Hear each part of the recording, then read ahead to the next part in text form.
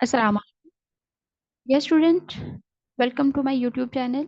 Today we will discuss about history of bioinformatics. It is the fourth lecture of bioinformatics, and we will study in today's lecture when the bioinformatics was the concept of bioinformatics was started and what the innovations were taking place in this field. So let's start the lecture.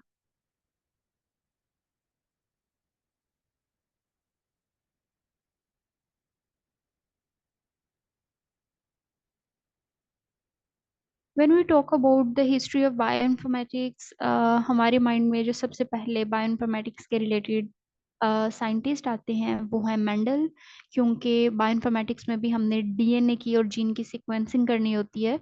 और जो Mendel हैं उन्होंने genetics पे बहुत major काम किया था। He was the father of genetics and he is the father of genetics. तो सबसे पहले डीएनए और जीन के ऊपर जिन्होंने काम किया था वो मेंडल ही हैं। तो हिस्ट्री जो है वो भी मेंडल से ही स्टार्ट होती है। सो मेंडल ने सबसे पहले इनहेरिटेंस पे काम किया था और इन्होंने पी प्लांट के ऊपर काम किया था और उन्होंने ये बताया था कि किस तरीके से जो जीन्स होते हैं वो एक जनरेशन से दूसरी जनरेशन में कैसे पास होते हैं।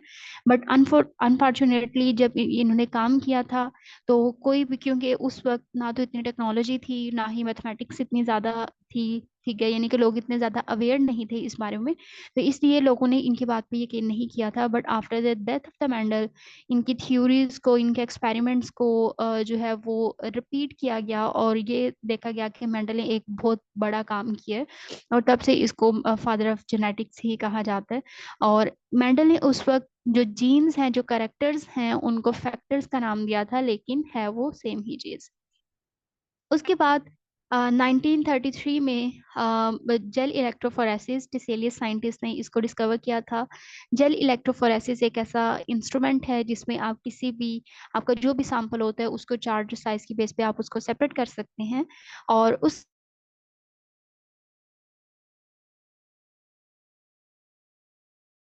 साइंटिस्ट जिन्होंने प्रोटीन का सीक्वेंस किया था, और प्रोटीन जिसका इन्होंने सीक्वेंस किया था वो इंसुलिन प्रोटीन थी। और आपको पता है इंसुलिन प्रोटीन के अंदर 51 टोटल अमीनो एसिड्स होते हैं, जिसमें एक अल्फा और एक बीटा चेन होती है। 31 अमीनो एसिड अल्फा चेन में होते हैं और बीटा में 20 अमीनो एसिड्स होते हैं। तो सबसे पहले इन साइंटिस्ट ने सीक्वेंस किया था कि इस प्रोटीन के अंदर अमाइनो एसिड का सीक्वेंस क्या है और वो अमाइनो एसिड कितने, और मतलब उसमें न्यूक्लियोटाइड की अरेंजमेंट क्या है। तो सबसे पहले जो प्रोटीन का सीक्वेंस किया गया था वो इंसुलिन प्रोटीन थी और एफ सेंगर ने उनको सीक्वेंस किया था। उसके बाद 1948 में साइबरनेटिक्स जो है इसको डिस्कवर किया गया था, जो कि रिलेटेड है कंप्यूटर प्रोग्राम से, ठीक है, जिसमें कंप्यूटिंग की जाती है।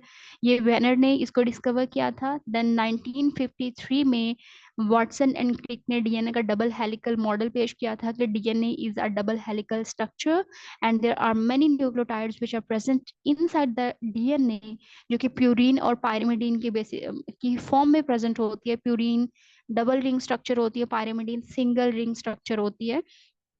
प्यूरीन जो है इसमें एडेनिन और गवानिन है और पायरिमिडीन जो है उसमें साइटोसिन और थायमिन होते हैं। और इन्होंने ये भी बताया था कि एडेनिन जो है वो हमेशा थायमिन के साथ बॉन्ड करती है और जो जी है यानी कि गवानिन है वो हमेशा साइटोसिन के साथ ही बॉन्ड करेगी।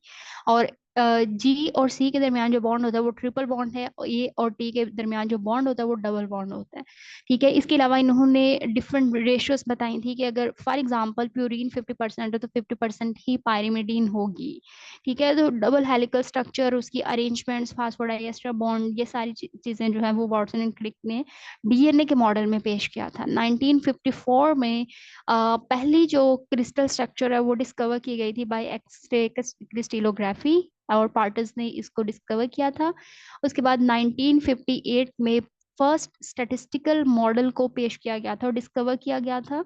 देन इन 1961 सिडनी ने पहले मैसेंजर आरएनए को आइडेंटिफाई किया था और जो है वो बताया था कि किस तरीके से मैसेंजर आरएनए बनता है और कैसे ये ट्रांसलेशन में हेल्प कर रहा है। देन 1971 में डैनियल ने रिस्ट्रिक्शन इंजाइम को पहली दफा यूज किया था। देन 1973 में पहली प्रोटीन जो डेटाबेस है उसको इस्टेब्लिश किया गया था। इन 1978 पॉइंट एक्सेप्टेड म्यूटेशन को आइडेंटिफाई किया गया and in 1985 polymerase chain reaction को डिस्कवर किया गया था और बहुत सारी इससे कॉपीज बनाई गई डीएनए की। देन 1987 में एनसीएच का सेटअप इस्टेब्लिश किया गया था। देन इन 1990 ब्लास्ट प्रोग्राम को फर्स्ट टाइम रन किया गया था। एंड इन 1995 जो पहला वायरस है हीमोफिलस इन्फ्लुएंजा, इसके इसके जीनोम को सीक्वेंस किया गया था सबसे पहले। और वैसे भी अगर आपसे पूछा जाए कि सबसे पहले सीक्वेंस किस ऑर्गेनिज्म का हुआ था, तो जो हीमोफिलस इन्फ्लुएंजा है इसी का सीक्वेंस सबसे पहले हुआ था। उसके बाद 1996 में सैक्रोमाइसिस सर्वेसाई का सीक्वेंस भी हो गया था। जितने भी ऑर्गेनिज्म जिनका जीनोम कम होता है, जिसमें क्रोमोसोम का नंबर कम होता है, उसको सीक्वेंस करना आसान होता है। जिसमें जीन का नंबर कम होता है उनका सीक्वेंस करना आसान होता है, इसलिए इन ऑर्गेनिज्म का सीक्वेंस सबसे पहले किया गया था।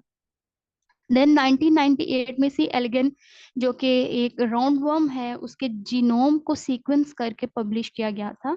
और 1990 में ह्यूमन जीनोम प्रोजेक्ट स्टार्ट किया गया था, बट 2003 तक ह्यूमन जीनोम प्रोजेक्ट जो है वो ऑलमोस्ट कंप्लीट हुआ था। लेकिन क्रोमोसोम नंबर 1 जो है वो अभी कंप्लीट नहीं हुआ था, क्योंकि वो लार्जेस्ट क्रोमोसोम है। तो वो जो है वो तकरीबन 2004 में जो है वो उसका सीक्वेंस हो चुका था। तो ह्यूमन जीनोम प्रोजेक्ट 1990 में स्टार्ट हुआ था और 2004 में ह्यूमन जीनोम प्रोजेक्ट कंप्लीट किया गया था। तो ये थी हिस्ट्री बायोइन्फॉर्मेटिक्स की। That's all about today's lecture. अपना ख्याल रखिएगा। अल्लाह हाफिज।